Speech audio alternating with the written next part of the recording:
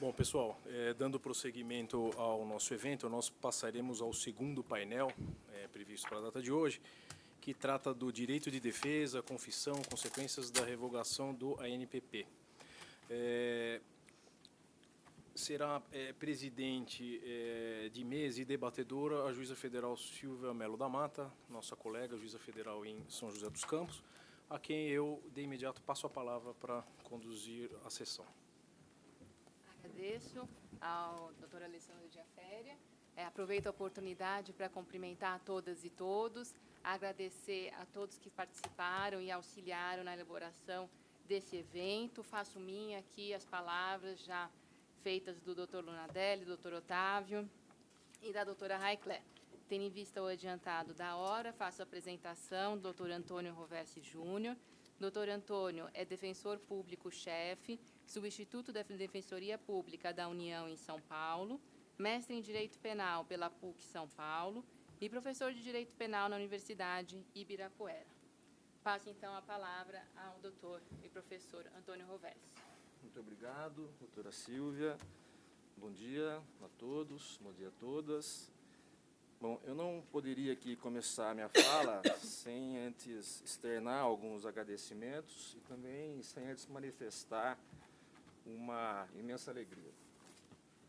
Os agradecimentos primeiramente dirigidos à doutora Silvia pelo convite, muito obrigado. Cumprimentar a doutora Silvia pela organização do evento, dizer que gostei muito do formato do evento, a gente sabe quanto é difícil organizar um evento dessa monta. Já o fiz privadamente, eu faço agora de público. Mas parabéns, doutora Silvia. Agradecer também a minha amiga doutora Raicler, que foi quem sugeriu o meu nome para estar aqui. A doutora Raicler é uma juíza que eu admiro muito o trabalho, tenho profundo conhecimento do processo penal, não à toa é professora de processo penal na PUC, respeito o processo acusatório, muito obrigado.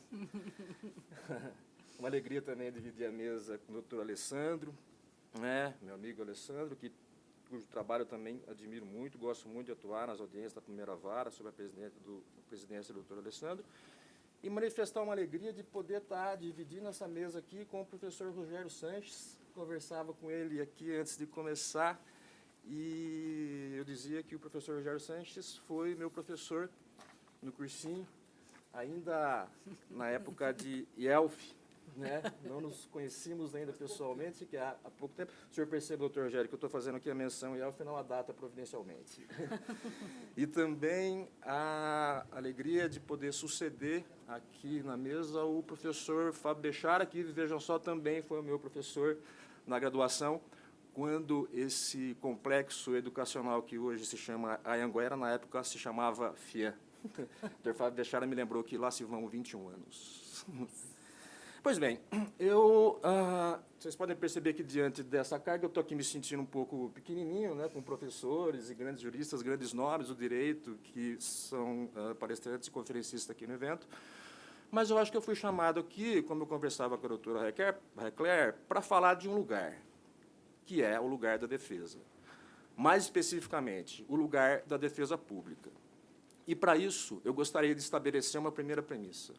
A premissa de que a Constituição Federal, ela elegeu como norte epistêmico o princípio acusatório. Isso fica claro já no artigo 1º da Constituição, quando a Constituição constitui o Brasil como um Estado democrático de direito.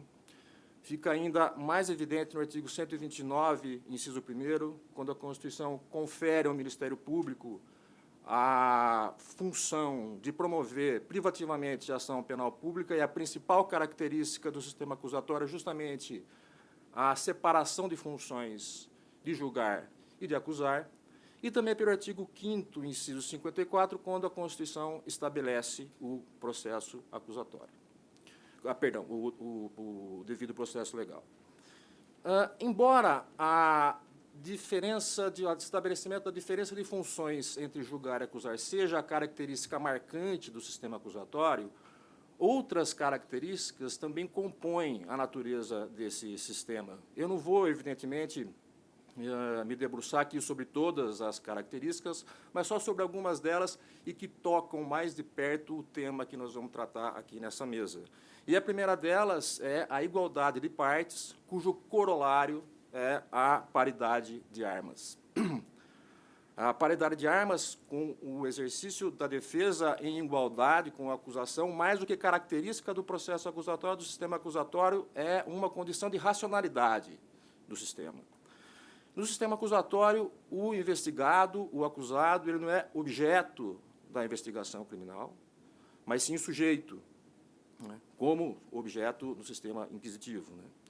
De maneira que, em sendo esse um norte epistêmico, quanto mais se aproxima do sistema acusatório, mais se obedece os termos da Constituição. E quanto mais se afasta do sistema acusatório, mais se aproxima do sistema inquisitivo. E, desse modo, alguns institutos eles têm que obedecer a esse norte epistêmico. Mas essa análise ela não pode ser feita tomando por base única e exclusivamente aquele instituto em separado de uma realidade, em separado de um determinado sistema. A gente tem que analisar esse instituto da forma como isso vai se operacionalizar nessa realidade concreta e nessa realidade sistêmica. De modo que preocupa um pouco a importação, a crítica de alguns institutos de outros sistemas. E, quando eu falo que preocupa a importação, eu não estou dizendo que preocupa toda e qualquer importação, porque, na verdade, a quase totalidade dos nossos institutos processuais são importados, né? O que me preocupa, na verdade, é uma importação acrítica, né? E o acordo de não persecução penal, me parece, peca um pouco. Eu não estou dizendo que eu sou dogmaticamente contra esse acordo, mas eu estou aqui na qualidade de colocar as minhas inquietações.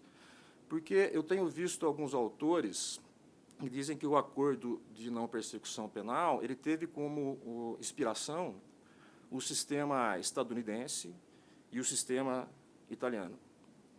Ambos esses sistemas contam com uma investigação defensiva muito desenvolvida, não só no que se refere ao seu aparato normativo, mas também, principalmente, no que se refere à sua cultura. Há uma cultura intensa de investigação defensiva, tanto nos Estados Unidos quanto na Itália. Nos Estados Unidos, a investigação defensiva ela é uma decorrência da Sexta Emenda, portanto, já muito antiga.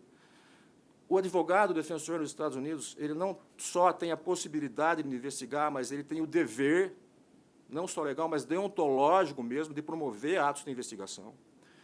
E a defesa tem uma ampla liberdade, ainda na fase de investigação, de produzir os seus elementos, produzir as suas provas.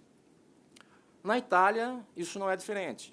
Embora um pouco mais tardia, a Itália ela passa por uma gradual evolução legislativa, desde 1988, quando se consagra na Itália a possibilidade de uma investigação defensiva. Só que, nesse primeiro momento, em 1988, os elementos produzidos pela defesa eles deveriam ser inseridos no bojo de um procedimento que era presidido pelo Ministério Público, o que os italianos chamavam de teoria da canalização.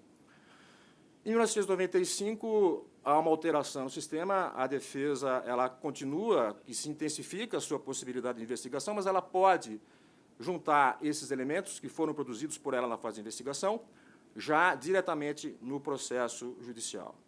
Em 1999, a Itália passa por uma reforma constitucional, assegurando agora, constitucionalmente, o direito à investigação por parte da defesa. Reforma constitucional essa que originou uma alteração legislativa regulamentando esse ditame constitucional, isso já no ano de 2000, onde se propugnou, onde se preveu no Código de Processo Penal italiano uma ampla alteração regulamentando detalhadamente a função do advogado, a função do defensor em termos de investigação defensiva.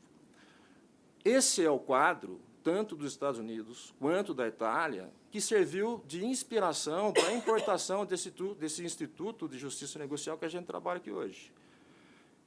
Essa inspiração, na verdade, a manifestação dessa inspiração foi exarada pelo professor Vladimir Aras, em palestra proferida no Ministério Público Federal, que a doutora Claire foi o conferencista, e o próprio professor Vladimir disse que a inspiração veio desses outros institutos. Acontece que, no Brasil, essa realidade é totalmente distinta. Aqui a gente vive, primeiro, uma ausência completa de cultura de investigação defensiva. Mais ainda, a gente não conta com um aparato normativo que regulamente a investigação defensiva. A única exceção é o artigo 14 do Código de Processo Penal, que determina que o indiciado ele pode requerer diligências à autoridade judicial, à autoridade policial, e a autoridade policial ela pode indeferir essas diligências. É a única disposição que a gente encontra no ordenamento jurídico que trata dessa matéria. Houve uma tentativa por parte do Conselho Federal da OAB de minimamente tentar regular essa matéria por via de resolução, assim como aconteceu com o Conselho Nacional do Ministério Público, que editou a Resolução 181, que é a resolução que a gente trabalha aqui agora. Porque a Resolução 181, além de prever o acordo de não persecução penal, ela regulamenta toda a atividade investigativa do Ministério Público. Só que, ao tempo em que o Ministério Público adota essa posição de se entender que o promotor tem o poder de investigar, e eu não estou dizendo que eu discordo disso, se adotando aí uma interpretação constitucional um pouco mais elástica, o Grupo Nacional de Coordenadores do Centro de Apoio Criminal do Ministério Público emitiu uma nota técnica questionando a constitucionalidade desse provimento do Conselho Federal da Ordem dos Advogados do Brasil, ou seja, enquanto que se adota, para um lado, né, essa interpretação mais elástica, o lado da acusação, o lado da defesa conta com uma interpretação que seja mais estrita. Isso não me parece obedecer o sistema acusatório. Enfim, o que esse quadro revela? Esse quadro revela que, na ocasião em que se vai firmar um acordo de não persecução penal, a defesa conta com uma narrativa que foi toda ela produzida pelos órgãos da persecução penal. A defesa não teve oportunidade e possibilidade nenhuma de participar da construção dessa narrativa, e é a partir desse quadro que a defesa se vê frente à aceitação ou não do acordo. E essa ausência de participação da defesa, desculpem, se a gente for usar aqui, se valer aqui de uma expressão da psicanálise, quase que funciona como um desassujeitamento da defesa. Porque a defesa, porque o sujeito ele se constitui no seu espaço público através da fala. E a defesa, nesses moldes, nessa realidade concreta e normativa que a gente vê hoje aqui, ela perde a sua potência de fala na medida em que se vê frente a uma narrativa cuja construção ela não colaborou. Então, eu vejo com muita cautela a implementação nesses modos do acordo de não persecução penal, nessa realidade que a gente vive e experimenta hoje no Brasil. Eu acrescento ainda o baixo nível de constitucionalização do inquérito policial. Então, também gostaria de ressaltar que é no inquérito policial que provas importantes são produzidas, a exemplo da prova pericial. Então, pela atual normativa do acordo de não persecução penal, existe todo o desenvolvimento de uma investigação, no mais das vezes, formalizada pelo inquérito policial.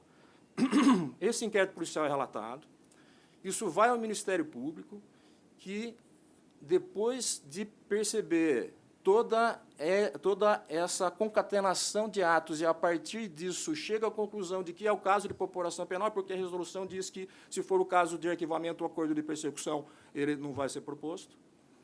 Então, depois de tudo isso, o Ministério Público Federal chama a defesa para que a defesa, aí sim, a partir daí, possa participar e possa opinar a respeito do acordo. Isso me parece desqualificar a defesa em uma determinada medida. Diante dessa realidade concreta, e é diante dessa realidade que o acordo de não persecução penal se coloca. Isso fica ainda mais complicado diante da defesa pública. O próprio professor Vladimir Aras, ele fez, nesse mesmo evento que fiz menção agora, ele fez um apanhado de acordos de justiça negociada pelo mundo. E o professor Vladimir percebeu que havia ali uma certa preocupação dos juristas com relação a acordos que eram feitos com pessoas inocentes. Mas o professor Vladimir ele chega à conclusão que esse risco a gente não correria no Brasil, né? Porque isso acontecia nesses países por conta da baixa qualidade da defensoria dativa. E diz o professor Vladimir que aqui a opção do Constituinte, em termos de defesa dos necessitados, foi a Defensoria Pública, que é uma instituição qualificada para esse mistério. E não só uma instituição qualificada, como composta por membros competentes na medida em que selecionados por um concurso público de extrema dificuldade. E, em razão disso, chega o professor Vladimir à conclusão de que esse perigo o Brasil não corre. Se, por um lado, isso me deixa lisonjeado, na medida em que eu sou defensor público e me vejo enaltecido, e me vejo aqui agraciado com esse comentário ao doutor Vladimir, por outro lado, eu fico um pouco preocupado, porque há uma imensa disparidade da estrutura do Ministério Público e da Defensoria Pública. Se a gente pegar aqui a composição de um gabinete do órgão do Ministério Público Federal, o procurador da República ele vai contar com um assessor, ele vai contar com 3 ou 4 estagiários e com toda uma estrutura e com, principalmente, um amplo acesso ao sistema de dados que a Defensoria Pública não tem. Isso estou falando aqui nesse plano aqui da cidade de São Paulo, né? Enquanto a gente tem 3 procuradores por vara federal, a Defensoria Pública conta, quando muito, com um defensor público. A Defensoria Pública ela conta com um assessor que assessoram 11 defensores públicos. Então, isso me parece também um pouco complicado em termos de defesa pública, de modo que ainda que se altere essa realidade e que se promovam alterações legislativas e culturais, no sentido de se facilitar a defesa também à investigação criminal, a Defensoria Pública não tem a menor condição de cumprir. E eu vou me valer aqui de alguns dados, falando agora de um aspecto macro. Há um déficit hoje no Brasil de 6 mil defensores públicos. A DPU está ausente em 70% das cidades onde há vara federal. Há aproximadamente 650 cargos vagos de defensor público federal. E mesmo no âmbito federal, a maioria dos investigados é defendida pela DPU.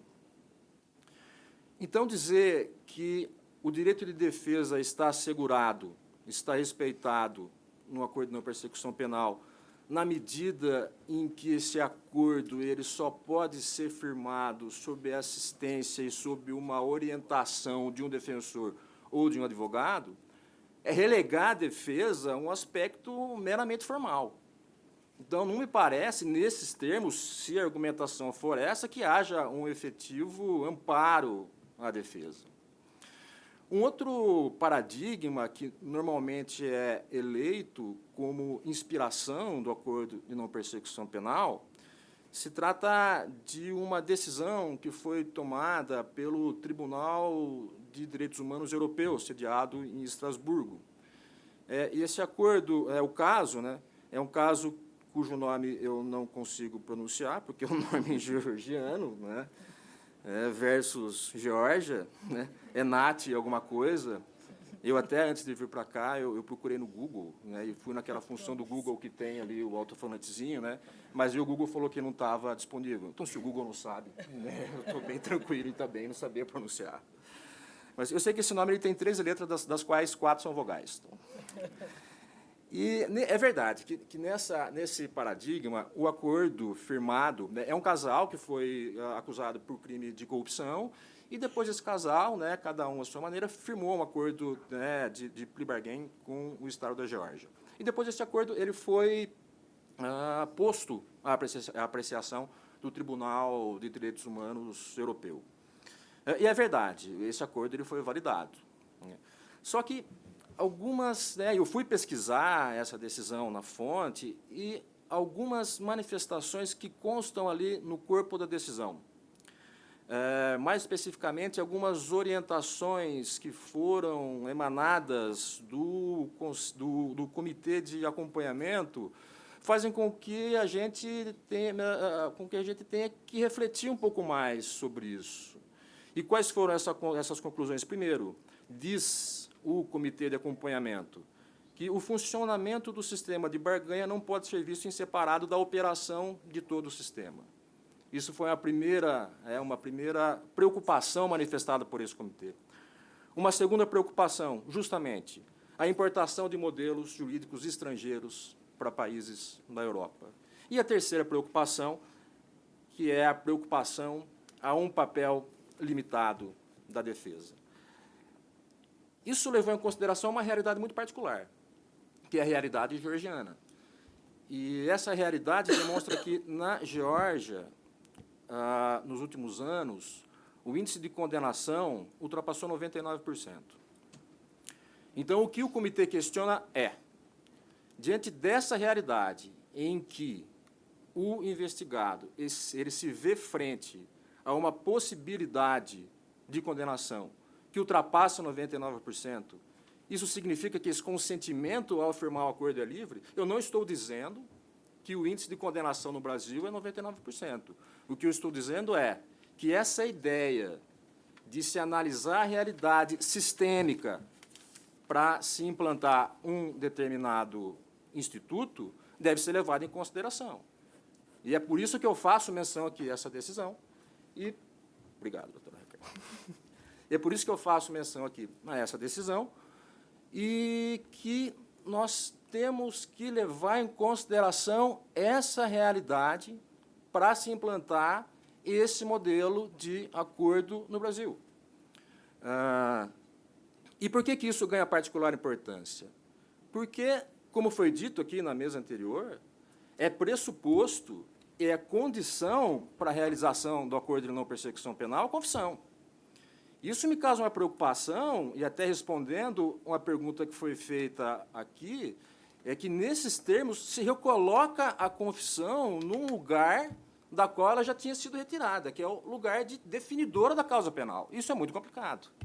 Nós todos sabemos aqui o peso que uma confissão exarada ainda na fase investigativa exerce sobre a mentalidade, sobre a mente, sobre a cognição do juiz que vai decidir o caso. Isso não é segredo. Mas, enfim, como a doutora Heckler já me demonstrou, eu já tinha aqui 2 minutos, eu agradeço, né? Eu teria outras questões aqui para trabalhar, mas, né, gostaria de deixar isso para os debates, gostaria, né, de ouvir também os senhores.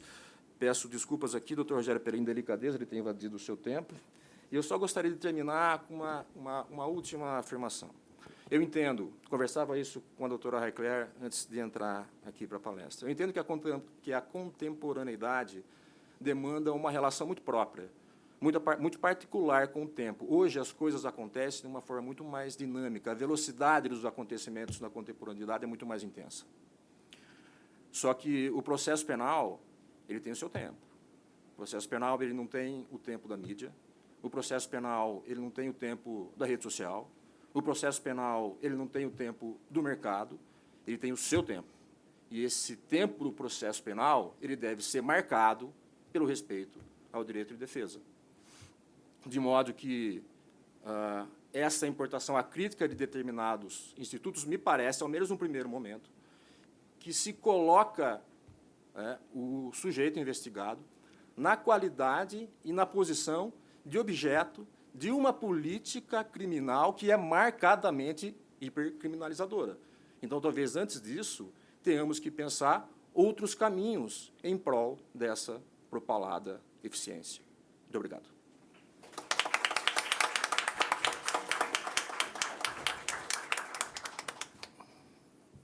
Obrigada, doutor Antônio. Passo a leitura do breve currículo do doutor Rogério Sanches Cunha. Doutor Rogério é promotor de Justiça do Ministério Público do Estado de São Paulo, atualmente assessorando o Procurador-Geral de Justiça. É professor da Escola Superior do Ministério Público de São Paulo e do Mato Grosso, professor de Direito Penal e coordenador científico do Complexo de Ensino Renato Saraiva, CERS, curso online, e criador do site www.meusitejuridico.com, além de autor de inúmeras obras jurídicas. O senhor está com a palavra. Bom dia a todos. Gostaria de cumprimentar a mesa e o público presente na pessoa da juíza Silvia da Mata, a quem agradeço imensamente o convite.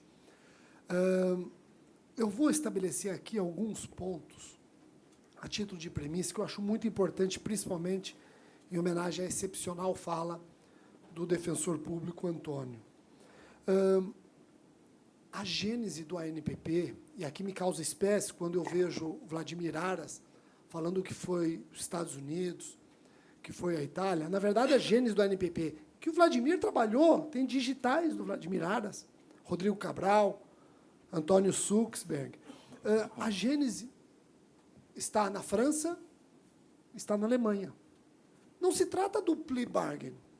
O ANPP não é o plea bargain. Esse equívoco, colega Antônio, o projeto anticrime do ministro Sérgio Moro já comete. Esse equívoco já é presente no projeto anticrime. Tanto é que no projeto anticrime, o acordo de não persecução penal, ele é executado na VEC, na Vara de Execuções Criminais. Na VEC, executa-se pena. Eu não tenho pena aqui eu tenho condição. Em nenhum momento eu estou trabalhando o plea bargain aqui. Aqui não se confunde com o plea bargain. No plea bargain eu não negocio pena com a defesa. Aqui eu não estou negociando pena. Aqui eu estou negociando condições para que não haja sequer denúncia, processo e a resposta do Estado juiz. Então, isso é muito importante, essa premissa é importante. E essa premissa é tão importante que, na França e na Alemanha, o ANPP nasceu de resoluções, não nasceu de lei, exatamente como no Brasil. Na Alemanha, o ANPP foi questionado pela Corte Constitucional e ela julgou constitucional, mesmo não tendo nascido de lei. E por quê? Porque no ANPP nós não temos matéria penal, nós não temos matéria processual penal, nós temos política criminal do Ministério Público. E política criminal dispensa lei. E eu não estou dizendo que o Ministério Público está sendo incoerente ao questionar a bem lembrada manifestação da OAB através de um provimento regulamentando a investigação defensiva. Veja, a investigação defensiva é importantíssima. É importantíssima. Mas esse provimento é um absurdo, porque diz que a defesa pode investigar crime de ação penal pública para subsidiar eventual queixa subsidiária. Então, a investigação não é defensiva, é uma investigação que persegue o crime. Eis o grande pecado do provimento da OAB. Sem contar a esquizofrenia, porque a OAB foi a primeira a ajuizar a ação direta de constitucionalidade contra a resolução do CNMP, e ela mesma regulamenta a sua investigação defensiva através de um provimento. O Ministério Público não está se colocando contra o provimento, o instrumento provimento, mas o seu conteúdo. Já a OAB questionou a forma do ANPP, mas através de um instrumento bem mais precário, porque a resolução tem status, tem caráter normativo primário, um instrumento bem mais precário, ela regulamenta o poder investigatório da defesa. Isso é absurdo. Então, para que fique muito claro, o Ministério Público não está se colocando contra a investigação defensiva. Ela é importante, o doutor Antônio está coberto de razão. O que nós não admitimos é a defesa investigar crime de ação penal pública para subsidiar queixa subsidiária. Então, na verdade, ela não está investigando defensivamente, ela está perseguindo o crime. E, para isso, nós temos órgãos do Estado, a polícia, em regra, e, excepcionalmente, o Ministério Público. Daqui a pouco está todo mundo investigando, está todo mundo acusando, está todo mundo julgando. E essa esquizofrenia, desculpe a expressão, ela existe até mesmo involuntariamente. Veja a preocupação do ponderado e brilhante professor Gustavo Badró, a quem rendo minhas homenagens, falando que se o juiz eventualmente se colocar contra o acordo celebrado, submeterá à apreciação do Ministério Público, e depois, se o procurador-geral concordar com o juiz, esse juiz, em tese, não deveria continuar no processo. Pergunto, e se o juiz rejeita a minha denúncia? Eu recorro em sentido estrito e o tribunal dá provimento. O juiz vai sair? A defesa vai concordar que esse juiz saia? Eu já vivi isso. Um juiz rejeitou uma denúncia antecipando o mérito. Não há nada no inquérito que indique ser ele o autor. Eu recorri. O meu recurso em sentido estrito foi julgado procedente. Esse juiz continuará no processo? Aí a defesa quer que ele continue. Aí a defesa não se importa de ser o mesmo juiz. Então, daqui a pouco nós vamos chegar num patamar em que o juiz deu a sua decisão, qualquer reforma obrigará o magistrado a sair dos autos. E eu lembro do caso da colaboração premiada. Habeas corpus, eu não lembro o instrumento que fez chegar ao Supremo, do ex-presidente do Banco do Brasil, que conseguiu anular uma decisão, já confirmada em sede do TRF, conseguiu anular por conta da ordem das alegações finais. Pergunto, e agora? É o mesmo juiz. Mudou a ordem, ele vai ser absolvido? Então, se nós queremos alguma eficiência, temos que espancar o juiz depois que decidiu e sempre vir um juiz no lugar dele. Então, é muito importante estabelecer essas premissas, principalmente lembrando que a gênese do ANPP, França e Alemanha, e nos dois países o ANPP nasceu por instrumento diverso de lei. No que diz respeito às condições, eu insisto, são condições, não são penas. Se ele não cumpre o ANPP, eu não posso executar essas condições, prestação de serviço à comunidade, prestação pecuniária, porque não são penas. Temos súmula vinculante nesse sentido no que diz respeito às transações penais, que apesar da Lei 9.099 rotulá-las como penas, o Supremo já decidiu não são penas, são medidas despenalizadoras. Se ele não cumpre a transação penal, o Ministério Público deve oferecer denúncia e, oferecendo denúncia, buscar o título executivo que se dá com a sentença condenatória transitada em julgado. O direito de defesa dentro do ANPP, claro que ele existe. Agora, o direito de defesa, dentro do ANPP, ele se resume nas negociações. O Ministério Público no ANPP não vai impor as condições, nem teria condições para isso. O Ministério Público ele vai negociar com a defesa. E nós não corremos o risco das críticas que sofre o sistema norte-americano. Lá o promotor, ele pode começar a negociar sem mesmo existir um procedimento formal. A resolução 181 não admite qualquer início de acordo sem que exista um procedimento investigatório criminal. E temos que ser transparentes com os elementos de prova. A defesa é muito importante que veja naquele acordo a transparência. Não pode o Ministério Público ficar ocultando absolutamente nada. Aliás, se o Ministério Público ocultar elemento de prova e a defesa aceitar o acordo, não é o Ministério Público que errou, foi a defesa que foi ineficiente. Jamais um defensor deve assinar um acordo sendo que o Ministério Público está blefando. Nós não podemos admitir esse blefe. A defesa tem que se impor. A defesa tem que ser defesa. E o Ministério Público tem que ser Ministério Público. E nós temos que deixar de ficar aí imaginando o Ministério Público como sendo um órgão imparcial, parcial. O Ministério Público é um órgão parcial, mas não significa que é um acusador gratuito. Aliás, o que seria do sistema se o Ministério Público não fosse Ministério Público, se o juiz não fosse juiz, se todos fossem defesa? Então, o direito de defesa dentro do acordo de não persecução penal, repito e insisto, ele está muito presente na negociação das condições. Tanto é que a resolução foi inteligente o suficiente ao dizer essas condições estão no rol exemplificativo. Outras condições podem surgir. E elas podem surgir de que forma? Através do debate entre a acusação e defesa. Pode o defensor público, por exemplo, falar, promotor, essas condições eu não concordo. Para o meu assistido eu quero esta condição. Ótimo! Se for condição que o Ministério Público entenda suficiente para a repressão e prevenção do crime, perfeito. E essas finalidades não podem ser ignoradas, elas existem. O direito penal tem que trabalhar com essas finalidades. Se a execução penal não está conseguindo concretizá-las, não significa que o Ministério Público,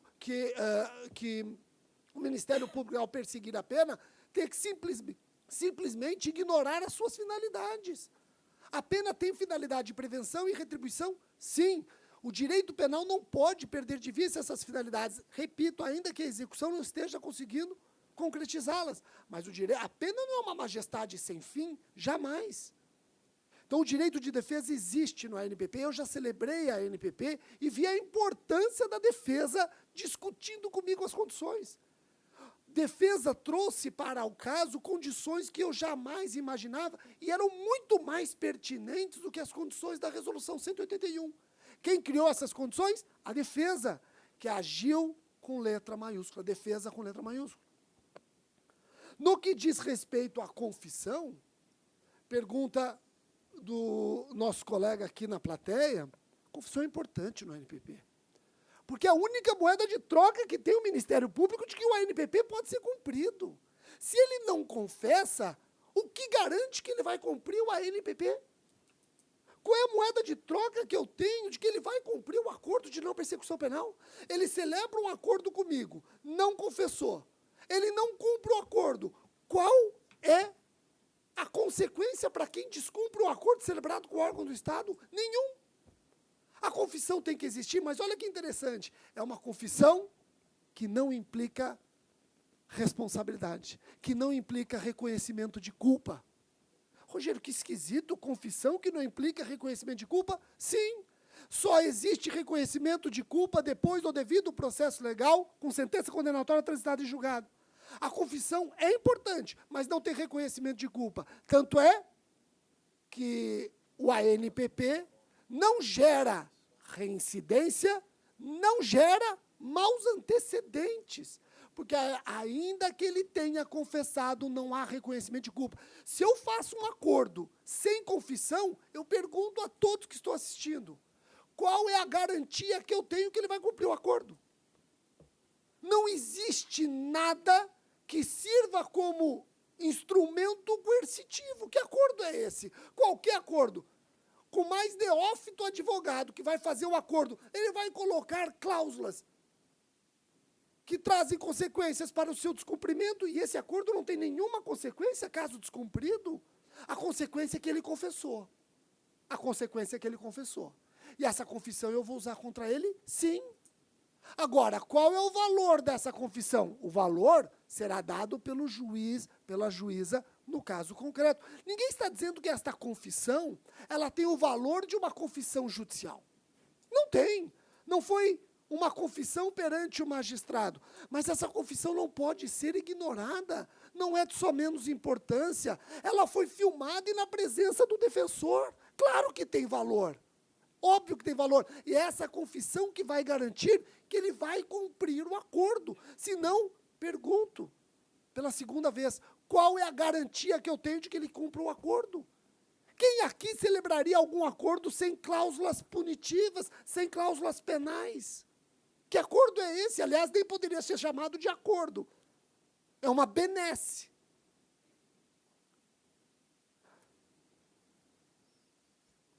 No painel anterior, foi discutido até por conta da pergunta da plateia, a confissão, e também foi levantada pelo Gustavo Badró, a confissão e a não homologação. Aqui é importante. Aqui é um ponto sensível, porque muitas vezes ele vai confessar para conseguir o acordo. É condício, é pressuposto do acordo, é a confissão, confissão circunstanciada. Então pode acontecer, Antônio, dele sentar com o defensor e falar, eu topo fazer o acordo, eu vou confessar, mas daí ele olha para o defensor, olha para o promotor e fala, ó, estou confessando, estou contando tudo, estou sendo filmado. Esse acordo sai, né? Sai. Fazemos o acordo, entregamos para a doutora Silvia. A doutora Silvia entende que o acordo não é adequado, não é suficiente, ou é legal, ela não homologa. A resolução nem usa a expressão homologa. Mas aquele ato é um ato de homologação, não usa a expressão homologa, porque aquela resolução não pode impor nada ao judiciário. Não pode trabalhar matérias penais e processuais. Aliás, isso justifica porque que não existe o ANPP na fase do processo. Se a resolução tivesse admitido o ANPP na fase do processo, ela seria, obviamente, inconstitucional. Ela estaria trabalhando matéria processual. E o que ela quer trabalhar é matéria extraprocessual, negócio jurídico extrajudicial. Bom, a doutora Silvia não acha adequado, suficiente ou legal e não homologa. O assistido olha para o doutor Antônio e fala, doutor Antônio, eu confessei para ter um acordo. A juíza não homologou. Aí o Antônio fala, calma, está no Ministério Público isso.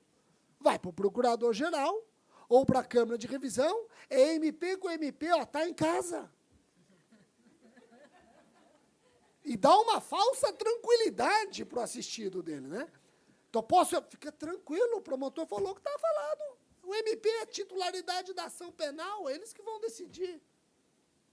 Vai para o Procurador-Geral ou para a Câmara diz o quê? A doutora Silvia tem razão. O promotor oferece a denúncia. Aí ele procura, doutor Antônio, e aí? Lembra que o senhor falou que estava em casa? Como que foi esse caso? A solução foi caseira? Ele, não. O senhor foi denunciado.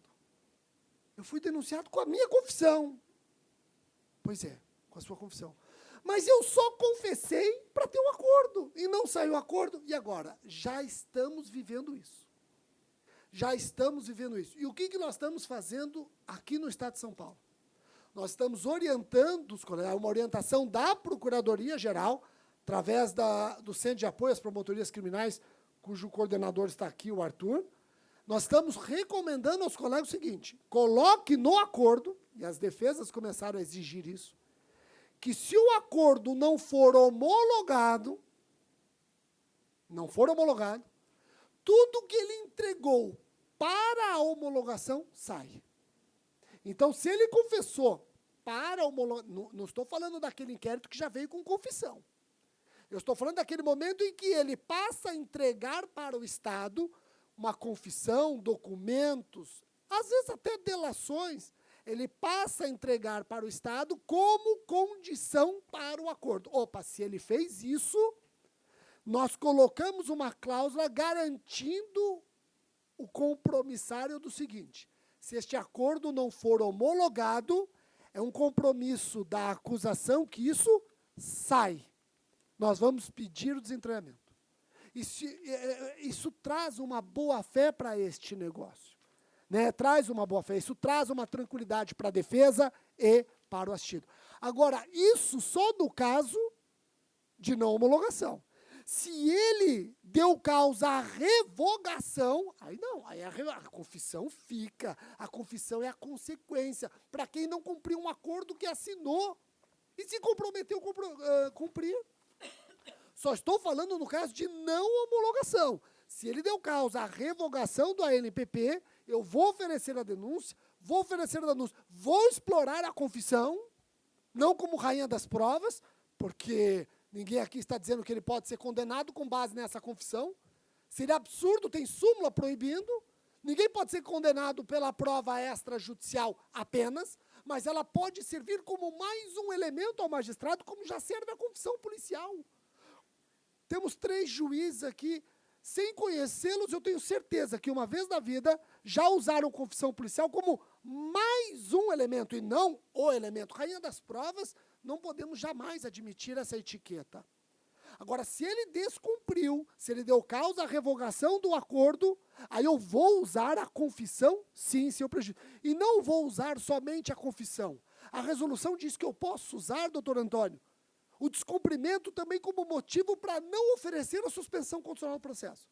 Eu não estou dizendo que eu não vou oferecer, mas eu posso usar o descumprimento, porque ele já atraiu a confiança do próprio juízo, que analisou o acordo e admitiu como adequado, legal e suficiente.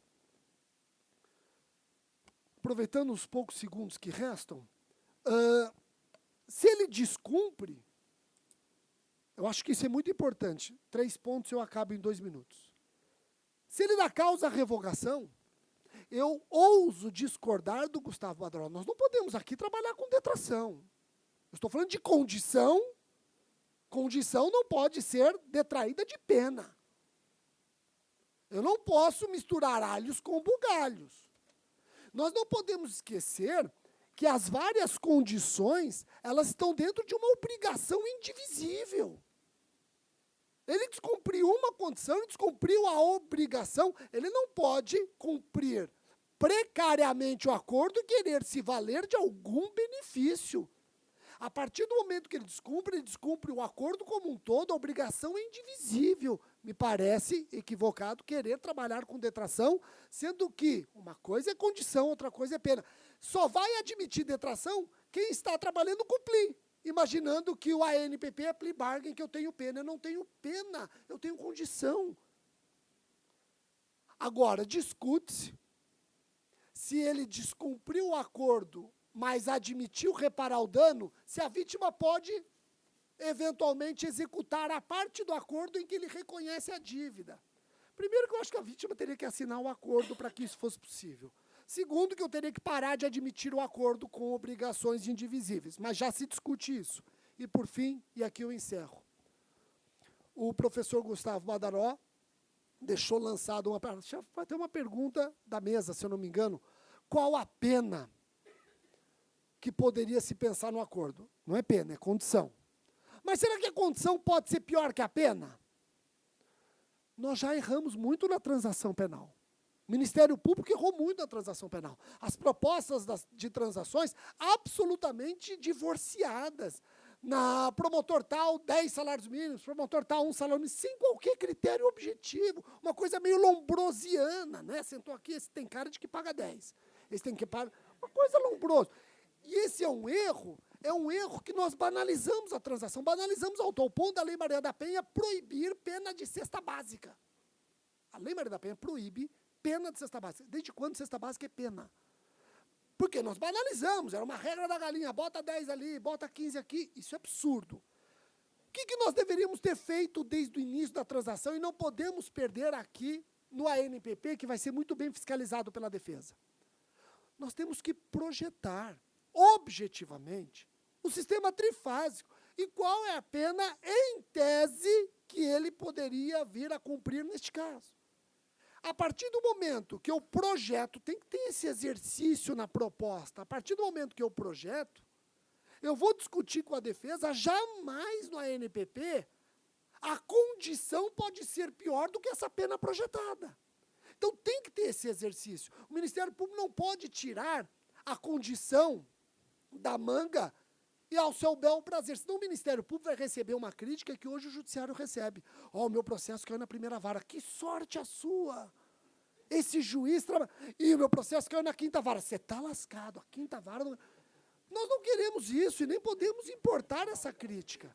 Né? Isso acontece. E nós não podemos importar essa crítica. Então, eu só encerro dizendo que no ANPP, a figura do juiz é de suma importância. O juiz não é um homologador mor.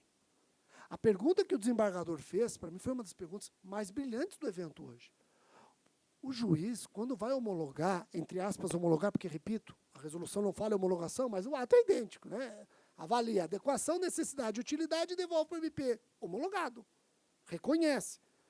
O juiz, na minha opinião, ele tem sim o dever de analisar a condição imposta.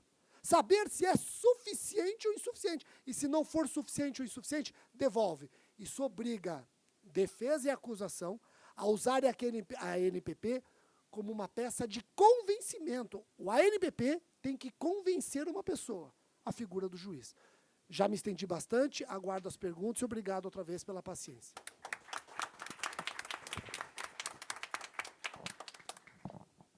Agradeço aos apresentadores aqui presentes e gostaria apenas de tecer alguns comentários, revendo a necessidade da gente fazer uma análise na linha do que o doutor Antônio falou, e até aqui já o faço, né, com base numa decisão na Suprema Corte Americana, no caso Lafler versus Cooper, que houve, em tese, um erro ou ineficiência, né, da defesa para analisar a oferta do acordo de não persecução penal, vamos traduzir assim, por parte da defesa técnica, e o julgamento acabou sendo mais rígido. E a Suprema Corte Americana, que a gente pode estar utilizando aqui, determinou que, na realidade, fosse dada a oportunidade de apresentação e análise desse acordo.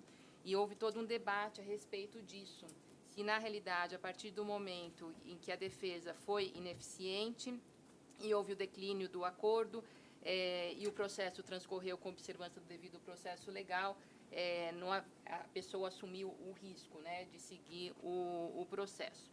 E com relação ao que foi falado aqui pelo Dr. Rogério, apenas uma consideração: tanto na França quanto na Alemanha, nós temos os juízes de instrução, que é uma situação bem diferente da nossa realidade brasileira, né? Inclusive, houve uma decisão do Supremo Tribunal Federal na ADI 1570, no sentido de que a gente não tem o juiz de instrução na fase investigativa. Então, até por isso, talvez essa margem maior na Alemanha, né? Porque provavelmente esses acordos, ainda que não tivesse respaldo legal, começaram com resolução, eles eram presididos por um juiz, e aqui nos termos da resolução não seriam.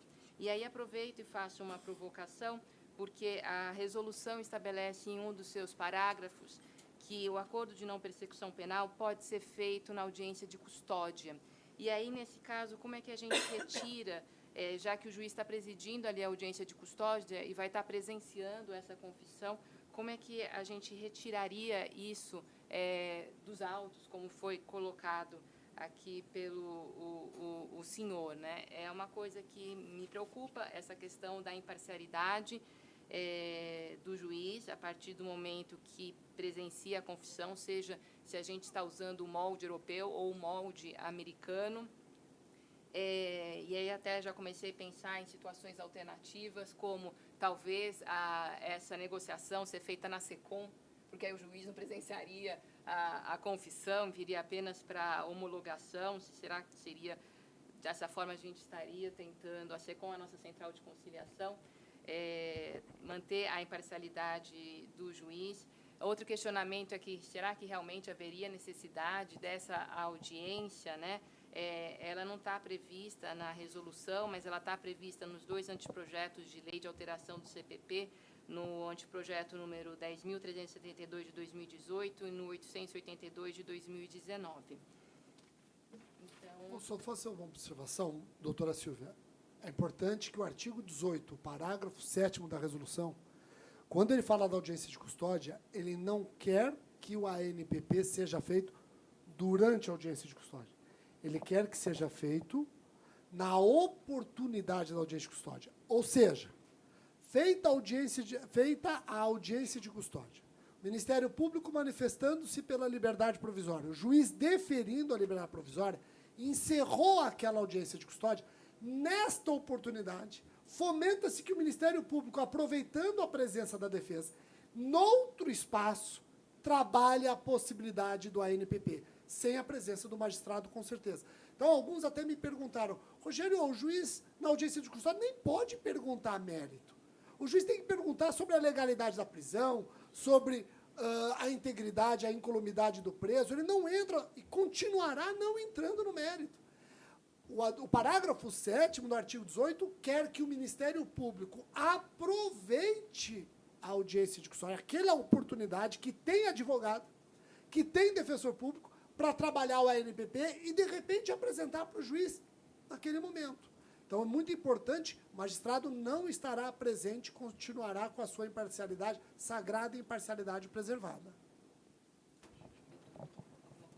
Não, pode continuar. Passo, então, a palavra ao auditório para as perguntas. Doutor Luciano. Obrigado. Bom dia. Parabéns pelas exposições, foram bem interessantes e profícuas. A gente está... Eu tenho a impressão que a gente está aprendendo a caminhar na caminhada, né? É um novo instituto, muito tem ainda a ser discutido, e um grande assunto que deu muito o que falar aqui é sobre essa confissão do investigado. Será que nós não conseguiríamos resolver essa questão postergando a confissão para o último momento do acordo? Ou seja, de início o juiz avalia se as condições são razoáveis ou não. A partir disso, passa a ser confissão. O que os senhores acham a respeito?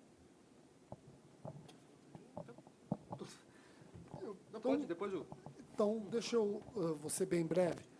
Pode ser uma saída. Aliás, alguns colegas já estão fazendo isso. Na prática, já tem colegas de outros estados fazendo isso. O que eu acho é difícil. Se eu não tenho a confissão dele, é difícil saber se eu tenho interesse em fazer o acordo.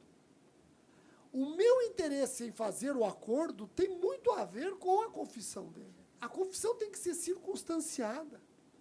Não é uma confissão qualquer. A confissão é circunstanciada. Então, até que ponto ele está disposto a passar por este pressuposto? Talvez possamos trabalhar uma confissão ele confessa absolutamente, não assina, vem a confissão, aí ele assina como condição do acordo, mas vai ficar sendo assim, ó, uma confissão condicionada a um acordo que, por sua vez, é um acordo homologado condicionado a ele assinar uma confissão. Eu acho que vai ser muito um toma lá da cá. Na prática, alguns colegas de outros estados já estão fazendo isso que o senhor sugere. Doutor Rogério, eu já fiz alguns acordos, eu fiz isso, né? E teve algumas situações, em específico, que eu concordei com as condições do MPF, e o réu, no entanto, não confessou, e o acordo não foi celebrado. Então, veja, eu entendo que a confissão é elemento imprescindível. É só uma questão de prévia análise da razoabilidade das condições, e aí, sim, havendo a confissão, que é o maior pressuposto, haverá um acordo. Isso passa a certeza de que o acordo, uma vez aprovadas as condições, ele será homologado caso o réu confesse. Mas daí fica parecendo que a confissão é uma coisa só para nós e para o juiz não. Esse acordo vai ser julgado. Por isso que eu terminei minha fala deixando claro que o ANPP é uma peça de convencimento do juiz e da juíza. Como é que vai o juiz? Me coloco, veja, talvez seja uma dificuldade minha, me corrijo. Como é que vai o juiz fazer o seguinte? Ah, ótimo, as condições são adequadas, suficientes, etc. Mas ele não tem a confissão. Qual crime é esse? O que ele falou? Como ele ajudou? O que ele trouxe de novo? Fica parecendo que a confissão é uma coisa que interessa somente às partes, e não. A confissão é muito importante para o juiz, porque o juiz, aquilatando tudo, inclusive a confissão, ele vai julgar se o acordo é adequado, suficiente e legal. Eu não acho que nós tenhamos que tirar o juiz da confissão. Ele é o destinatário do ANPP. Bom dia a todos. Não, só... Obrigado. Essa, com relação à pergunta do amigo, aqui eu conversava, a doutora Recler, com a doutora Marta, justamente sobre essa questão da confissão e sobre a possibilidade do uso ou não dessa confissão, inclusive para proporcionar à defesa também uma maior tranquilidade para formalizar esse acordo. E questionou a doutora Marta, talvez aqui em São Paulo a gente possa firmar o compromisso de se inserir uma cláusula no acordo e se adotar essa confissão em autos separados para que isso não surtisse a influência sobre o espírito do jogador. E eu diria, se a gente for analisar aqui, fazer um paralelismo entre os acordos de colaboração premiada, os acordos de leniência e outros institutos de justiça negociada, via de regra, os institutos da Lei 9.099, que é a transação penal e a suspensão condicional do processo, que são veiculados por lei, né, e não por resolução. Eu não estou aqui entrando nessa discussão de que se isso seria inconstitucional, né, na sua forma ou não, mas me parece que, ao se estabelecer um paralelismo, o acordo de não persecução penal ele está muito mais próximo desses outros institutos da Lei 9.099 do que propriamente dos institutos da colaboração premiada. E qual seria, né, a garantia que o Ministério Público tem de que ele vai cumprir o acordo? Ora, as mesmas garantias que a Lei 9.099 assegura. E esses institutos da Lei 9.099 não implicam confissão. Inclusive, para os meus assistidos, quando eu vou conversar com eles, quando eu vou orientá-los a respeito da aceitação ou não desses termos, seja da transação penal, seja da Lei 9.099, depois que eu exponho todas as condições e oriento se seria uma boa ou não, a próxima orientação é, olha, você não se preocupe, o fato de você aceitar esse acordo não significa que você está assumindo culpa. Você só está dizendo para o Estado que quer fazer um acordo. E, pelo menos na minha experiência prática aqui em São Paulo, muito poucos desses acordos da Lei 9.099 deixam de ser cumpridos. Bom dia a todos. Parabéns pelas explanações. Eu gostaria de saber qual a opinião dos doutores sobre existiria um direito subjetivo ao acordo de não persecução penal. Isso já foi colocado para mim, um réu pediu que o MP formulasse o acordo de não persecução penal e o Ministério Público, o promotor, no caso, falou que não faria enfim, por entender que ele até usou o fundamento da ausência de previsão legal, mas também cria outras possibilidades. Como se trata de justiça negociada, como que haveria esse direito subjetivo? Mas, por outro lado, tratando-se de transação de suspensão, já há entendimento, né, de que seria efetivamente um direito subjetivo uma vez cumpridas as condições. Como que ficaria, então, a situação? Porque pode-se até obrigar a abrir a negociação, mas e se não chegar a um consenso? Né, haveria, até onde iria a discricionariedade do Ministério Público nesses casos? Obrigada. Por favor. Gustavo Badaró tem um artigo muito legal sobre isso. Ele poderia estar aqui para responder, que ele ia responder de maneira emblemática, até bastante didática. Se nós estamos na justiça negociada, se nós estamos num ambiente de acordo, não existe direito subjetivo. As partes têm que querer. Então, o professor Gustavo Badaró, ele não entende o direito público subjetivo como algo que coexista na justiça negociada. A justiça negociada pressupõe comunhão de vontades. Se uma das partes não tem vontade, não pode a outra obrigá-lo a tanto.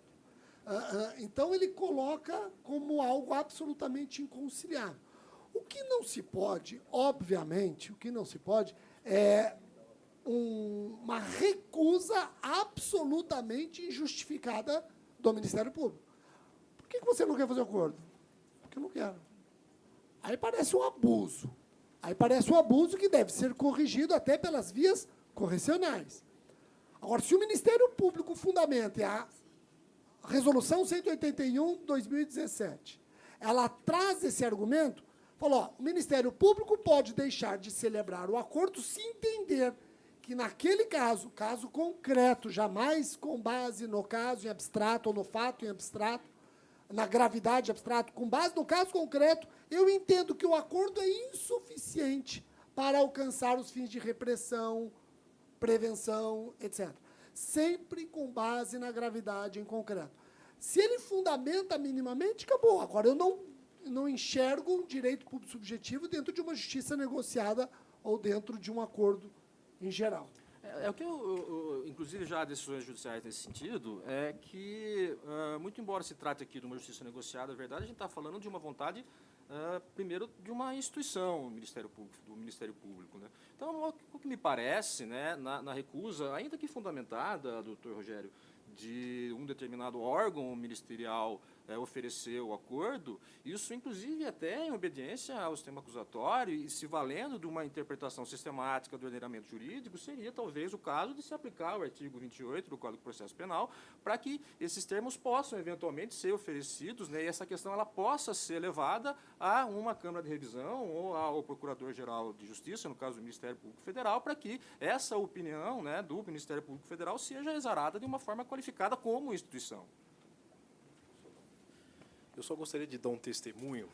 Eu acho que essa pergunta tem a ver com o que o professor Badaró falou sobre o overcharge. Quer dizer, ele vai eventualmente carregar na acusação para afetar. Mas eu vou dar um testemunho concreto. Eu fui juiz em Guarulhos muitos anos e, frequentemente, nós vimos a seguinte situação. A pessoa era processada por descaminho, né, ou contrabando, e havia a possibilidade de propositura da suspensão condicional, né? Só que tinha um procurador especificamente lá que ele era contrário, ele achava que tinha que haver denúncia, que tinha que haver processo. Aí o que ele fazia? Ele colocava a causa de aumento da prática do fato a bordo da aeronave. Só que, assim, em Guarulhos, é evidente, só vai cometer contrabando a bordo de aeronave, não tem como. E aí, o que acontecia? Você tinha duas situações iníquas, né? A mesma pessoa poderia ter tratamentos, enfim, a mesma situação poderia ter tratamentos diversos. Então, eu acho que essa preocupação que a Flávia está colocando é pertinente e, lógico, evidentemente, a novidade do tema vai exigir uma reflexão mais detida, né? Mas, enfim, era só É que eu só penso aqui, colocando só para reflexão, a pergunta é instigante. O Ministério Público não tem vontade de celebrar o acordo, a defesa tem. Então, vamos questionar se a vontade do Ministério Público deve ser retificada. O Ministério Público quer celebrar o acordo, a defesa não. E aí? Então, a vontade da defesa, ela é absoluta e do Ministério Público não? Dentro de um acordo, com simetria e igualdade. Estou falando de acordo, não estou falando de imposição. Estou falando de condições, não estou falando de pena. Porque quando o Ministério Público fala, eu não acho interessante por causa disso, não deve ser respeitado. E a defesa, quando fala, eu não acho interessante celebrar acordo por causa disso, deve ser respeitado. Por que a vontade de um vale mais do que o outro? Se eu estou num sistema de igualdade de armas. Ainda que o doutor Antônio tenha falado muito bem da diferença de estruturas, etc., mas pensando no ambiente ideal, que nós temos que pensar no ambiente ideal. Né? E antes, só Me permita- antes de passar a palavra, não, eu só queria também fazer uma consideração nesse sentido. A Suprema Corte Americana também já teve um caso similar a esse e decidiu que não há direito à justiça negociada como se fosse direito adquirido. O caso, Flávia, talvez se você tiver interesse, é o Missouri versus Fly, tá? O doutor Antônio gostaria de fazer uma É só uma consideração. ponderação, doutor Rogério, é que, perceba, nesse caso, a vontade seria, a questão seria submetida não no bojo de um direito subjetivo, né, mas no bojo do próprio Ministério Público. Né? Então, a vontade do Ministério Público ela não deixa de ser inferior à vontade da defesa. O que, por se tratar de uma questão pública, o que eu defendo aqui é que isso talvez, para reflexão, né, estamos aqui com esse propósito, né, para refletir, eu acho que isso talvez, tendo em vista a própria estrutura das instituições mesmo, que isso seja submetido a um grau de revisão, isso não desqualifica a vontade do Ministério Público, muito pelo contrário, não desce, né? Porque isso vai ser definido no próprio âmbito do Ministério Público. Na medida em que se o órgão superior falar, não, realmente, o Ministério Público, como estrutura, como instituição, não tem interesse aqui em celebrar o acordo. E aí o juiz fica vinculado, né, dessa opinião do Ministério Público, mas dessa opinião que vem de uma forma funcional e estruturalmente mais qualificada.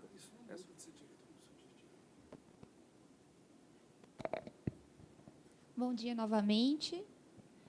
Parabéns à mesa, aos debatedores, doutor Antônio, doutor Rogério. A minha pergunta é a respeito de coautores de delitos. Um faz o acordo, o outro não. Esse acordo, o professor Rogério já falou que se o próprio compromissário quebrar o acordo, ele pode, a confissão poderá ser utilizada contra ele na condenação. Mas essa confissão pode ser, porque a confissão vai abranger todas as circunstâncias do delito. Essa confissão pode, no acordo, pode ser utilizada para eventual condenação como meio de prova para o coautor que está sendo processado criminalmente.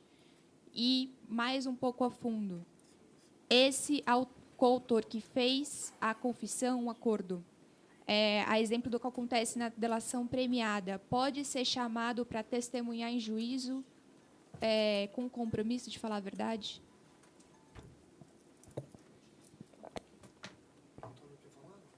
Pode falar, pode falar. Veja, essa pergunta é muito boa. Na prática, nós não tivemos ainda casos que pudessem nos auxiliar na resposta. Mas, veja, primeira coisa, a confissão dele pode ser usada em relação a outro se essa confissão circunstanciada envolver delações? Sim.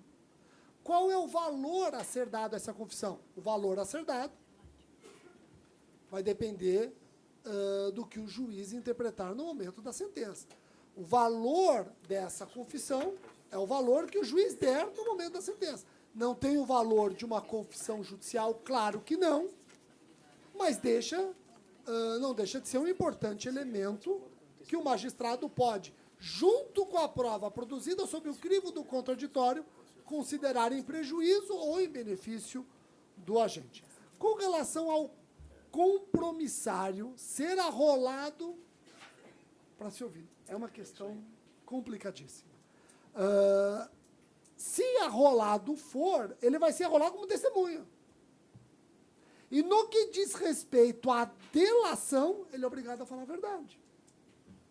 Então, é uma situação complexa. Eu não estou dizendo que, ao ser ouvido, ele vai ser ouvido e é obrigado a falar a verdade daquilo que o incrimina, que vai ser muito difícil divorciar.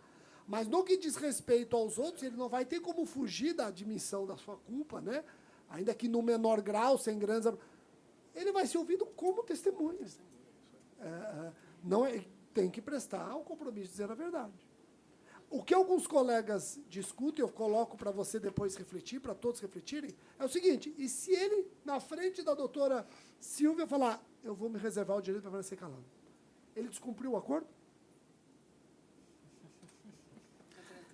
Esse é para o Antônio responder. Eu tenho... isso aconteceu, inclusive, creio que há 2 semanas, uma audiência sobre a presidente, a doutora Flávia, né, e que tinha essa questão de... no caso, eram co-réus, não eram co-investigados, né? Mas, debatendo sobre isso, existe um entendimento do STF, e, honestamente, não sei se esse entendimento é majoritário ou não, no sentido de que os envolvidos em outros, né, no mesmo fato ou em fatos semelhantes, eles não podem ser arrolados sequer na qualidade de informantes, né? E, nesse caso, ser arrolado na qualidade de testemunha não me parece a melhor solução, diante com a normativa processual penal, porque ele perderia aí a qualidade, que é uma qualidade essencial da testemunha, que é a imparcialidade. Então, me parece que, embora, claro, isso possa ser utilizado depois, que você que fez a pergunta, né? Isso possa ser utilizado no bojo do processo penal, mas como um elemento, né, externo ao processo e como um elemento que foi produzido numa outra fase que não na fase de investigação. E aí eu concordo com o doutor Rogério quando ele diz que, nesse caso, né, quem vai valorar, e aí não é uma questão de validade não, mas é uma questão de valoração, quem vai valorar o valor dessa confissão e, principalmente, os interesses frente aos quais essa confissão foi exarada. Vai ser o juízo do caso concreto. Eu agradeço aos palestrantes, aos presentes, aos magistrados e servidores que acompanharam por videoconferência. Aproveito a oportunidade também para agradecer o apoio recebido da Escola dos Servidores da Justiça Federal de São Paulo, da Caixa Econômica Federal e do Banco Itaú para a realização do evento. Meu muito obrigado a todos. Bom, então, declaro encerrado o evento, agradecendo a presença de todos. Amanhã prosseguimos com a pauta sobre execução, cumprimento e fiscalização das condições e justiça negociada. Boa tarde e bom trabalho a todos.